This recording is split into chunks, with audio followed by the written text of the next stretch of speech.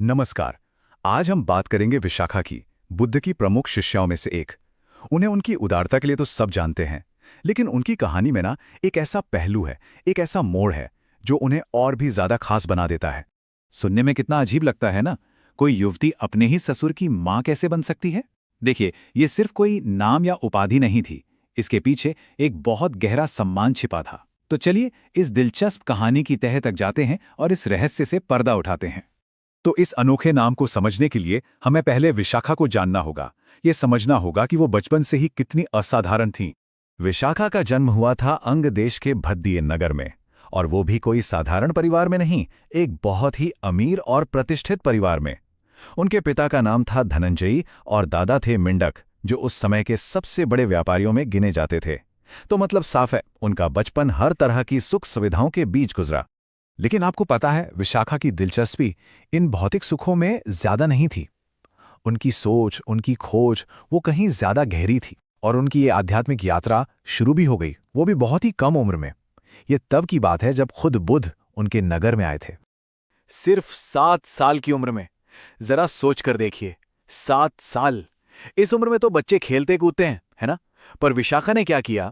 उन्होंने बुद्ध के उपदेशों को न सिर्फ सुना, बल्कि उन्हें पूरी तरह से अपने अंदर उतार लिया। और नतीजा जानते हैं क्या हुआ? वो सोतापन्न की अवस्था को प्राप्त हो गई हैं।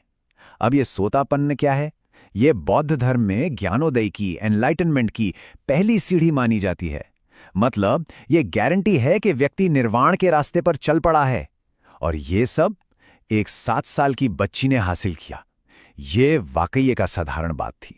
तो इतनी कम उम्र में ये आध्यात्मिक गहराई, ये परिपक्वता, ये इस बात का साफ संकेत था कि आगे चलकर विशाखा का जीवन बहुत प्रभावशाली होने वाला है। और उनका यही प्रभाव हमें उनकी कहानी के सबसे दिलचस्प हिस्से की तरफ ले जाता है। अब देखिए, विशाखा का विवाह हुआ और उनके जीवन में एक बिल्कुल नया मोड़ आया, और इसी मोड़ पर उनकी आस्था की सबसे बड़ी परीक्षा होने वाली थी। उनकी शादी हुई श्रावस्ती में एक और बड़े अमीर व्यापारी मिगार के बेटे पूर्णवर्धन से। तो एक अमीर घर से दूसरे अमीर घर। बाहर से तो सब कुछ बिल्कुल सही लग रहा था, पर असल में ऐसा था नहीं। दिक्कत थी आस्था की, विश्वास की। उनका नया घर इस मामले में बिल्कुल 2 ध्रुवों में बटा हुआ था।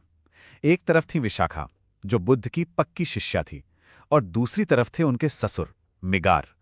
वो निगंठ नाथ पुत्र के अनुयायी थे और बुद्ध की शिक्षाओं के कह सकते हैं कि कट्टर विरोधी थे। अब ऐसे माहौल में सोचिए, अपनी आस्था पर टिके रहना कितना मुश्किल रहा होगा।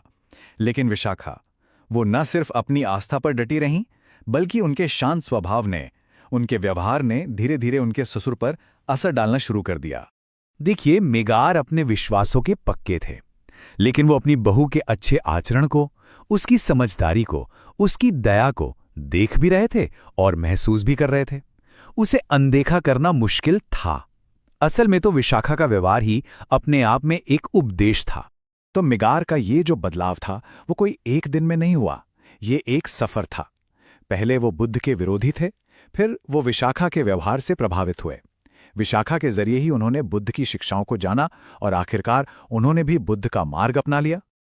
और बस यही हृदय परिवर्तन, यही वो वजह है, वो राज है जो विशाखा के उस अनोखे नाम के पीछे छिपा है। वो ही नाम जिसने उन्हें एक नई पहचान दी। मिगार के दिल में विशाखा के लिए सम्मान इतना इतना ज्यादा बढ़ गया कि वो उन्हें अपनी बहू नहीं, बल्कि अपना आध्यात्मिक गुरु मानने लगे। वो मानने लगे कि विशाखा ही वो इंसान हैं जिन्होंने उन्हें अज्ञान के अंधेरे से निकालकर ज्ञान की रोशनी दिखाई।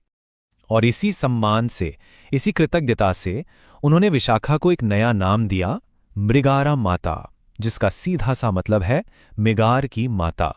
मृगार ने सबके सामने ये ऐलान किया कि उनकी बहू, जिसने उन्हें एक तरह से आध्यात्मिक जन्म दिया है, वो आज से उनकी माँ है। और बस यही नाम मृगार माता हमेशा के लिए इतिहास में उनकी पहचान बन गया। तो विशाखा की ये कहानी आखिर में एक बहुत बड़ा सवाल छोड़ जाती है कि किसी का आचरण, किसी की समझ, क्या वो इतनी शक्तिशाली हो सकती है कि बड़े से बड़े विरोधी के मन में भी सम्मान पैदा कर दे?